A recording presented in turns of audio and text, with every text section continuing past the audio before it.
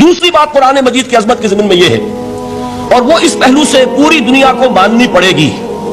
اور واقعہ یہ ہے کہ جو ان میں اصحاب دانش و بینش ہے وہ مانتے ہیں کہ محمد الرسول اللہ صلی اللہ علیہ وسلم کا تعلق کسی پری ہسٹورک ایرا سے نہیں۔ حضور کل 1400 برس پہلے کی شخصیت ہے، تاریخ کا یوں سمجھیے کہ نصف النہار،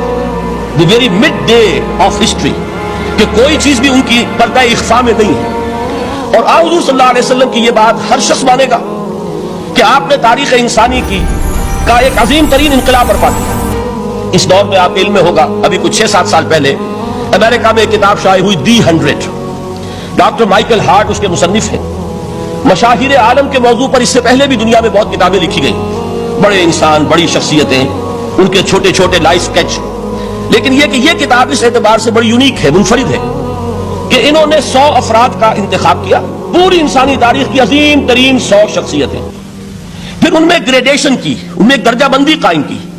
یہ 100 تو ہے عظیم ترین پوری نوع انسانی میں، ان میں عظیم ترین کون ہے، پھر نمبر 2 کون ہے، پھر نمبر 3 کون ہے۔ یہی وجہ ہے کہ انہوں نے تاریخی اعتبار سے مرتب نہیں کیا، کرونالوجیکل آرڈر میں نہیں، بلکہ اس ترتیب سے کہ جو عظیم ترین انسان ہے اس کے نزدیک کہ وہ ڈاکٹر مائیکل ہارٹ دی 100 میں نمبر 1 پر لائے محمد الرسول اللہ صلی اللہ علیہ وسلم۔ اور انہوں نے یہ کہا کہ بہت سے لوگ میری اس تصنیف میں نمبر 1 پر محمد کا ذکر دیکھ کر صلی اللہ علیہ وسلم حیران ہوں گے،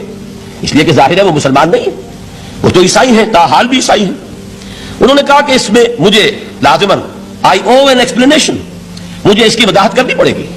اور اس کی جو دلیل اس نے دی ہے وہ اس شخص کی ذہانت کی بہت بڑی عکاسی کرنے والی شے ہے۔ کہتے ہیں this is because he is the only person، یہ دی اونلی کو انڈرلائن کر لیجیے اپنے ذہن میں، واحد شخصیت ہے پوری نسل انسانی کی، supremely successful in both the religious and the secular fields، کہ زندگی کے یہ 2 خانے جو آج کے انسان نے اپنے ذہن میں قائم کر لیے ہیں، ایک خانے کو وہ کہتے ہیں یہ مذہبی خانہ، یہ انفرادی ہے، عقائد ہیں، عبادات ہیں، کچھ سوشل کسٹمز ہیں، اگر کوئی فوت ہو جائے گا تو کیا کریں گے، اسے دفن کریں گے، جلائیں گے، کیا کریں گے، پیدائش ہے اسے سیلیبریٹ کس طرح کریں گے، یہ سوشل کسٹمز ہیں۔ تو دنیا میں یہ مانا جاتا ہے کہ یہ تو ہے ریلیجس اور پرائیویٹ افیئر ہے زندگی کا، اور ایک ہے سیاست، معیشت، تمدن، قانون، عدالت،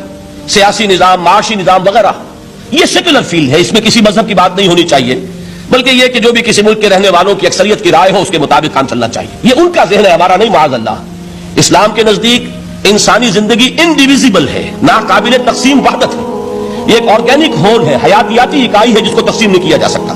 لیکن جدید ذہن کا تصور یہی ہے، اس تصور کے پس منظر میں دیکھیے کہ جو سب سے بڑی تحسین ہو سکتی تھی اور جو سب سے زیادہ ٹریبیوٹ پیش کرنے کا انداز ہو سکتا تھا وہ شخص نے پیش کر دیا حضور کو، کہ دونوں میدانوں میں بیک وقت انتہائی کامیاب انسان پوری تاریخ میں صرف ایک ہے، اور وہ محمد ہے صلی اللہ علیہ وسلم۔ اس لیے کہ جتنی بڑی شخصیتیں اور نظر آتی ہیں وہ یک رخی ہیں، یا ادھر عظیم ہے یا ادھر عظیم ہے، جو ادھر عظمت کی حامل ہے دین میں، مذہب میں، اخلاق میں، روحانیت میں، جیسے حضرت مسیح خود یا گوتم بدھ، ان کا سیاست میں اس میں کوئی دخل نہیں، کوئی انقلاب برپا نہیں کیا، کوئی نئی حکومت قائم نہیں کی، تو وہاں انہیں 0 دینا پڑتا ہے۔ اور اس کے برعکس سکندر اعظم ہے، اٹیلا ہے، چنگیز ہے، ہٹلر کو بھی چاہے تو شامل کر لیں، جس کی فتوحات جو ہے وہ جنگل کی آگ کی طرح پھیلی ہیں، کوئی مشرق سے مغرب تک پہنچ گیا، کوئی مغرب سے مشرق تک چلا آیا۔ ہٹلر کہاں آپ کو سکندر اعظم کہاں سے چلا، مقدونیہ سے اور دریائے بیاس تک پہنچا ہے،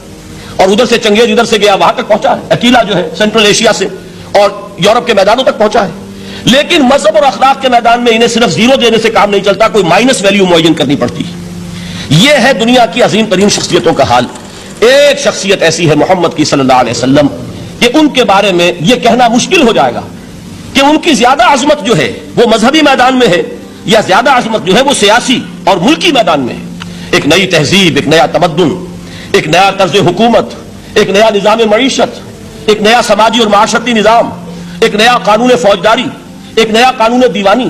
زندگی کے ہر اعتبار سے ایک انقلاب برپا کیا ہے۔ یہ ہے محمد الرسول اللہ کا وہ کارنامہ جس کو کہ غیر مسلم بھی تسلیم کرنے پر مجبور ہے۔ چنانچہ شاید آپ نے نام سنا ہو، ہندوستان نے جو بڑے بڑے انقلابی پیدا کیے اس صدی میں، ان میں ایک ایم این رائے،